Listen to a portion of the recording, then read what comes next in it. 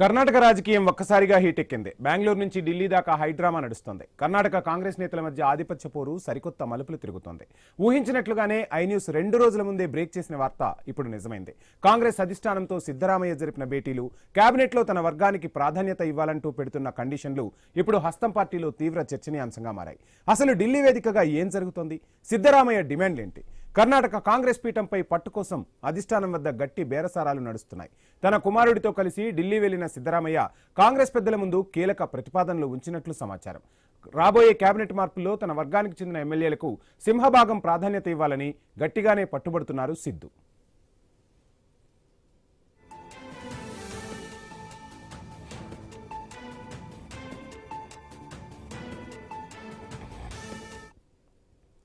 ఇక ఈసారి కర్ణాటకలో సరికొత్త సమీకరణాలు తెరపైకి రాబోతున్నాయి. సామాజిక సమతుల్యత కోసం 2 డిప్యూటీ సీఎంలను నియమించేందుకు అధిష్టానం మొగ్గు చూపబోతోంది. ఈ విషయాన్ని 2 రోజుల ముందే ఐ న్యూస్ తేల్చి చెప్పేసింది. లింగాయత్ ఎస్సీ వర్గం నుంచి నియమించే అవకాశం ఉంది. ప్రస్తుతం ఈ రేసులో జి పరమేశ్వర, ప్రియాంక ఖర్గ్, ఎంబీ పాటిల్, సతీష్ జోర్కహలి ప్రముఖంగా ఈ పేర్లు వినిపిస్తున్నాయి.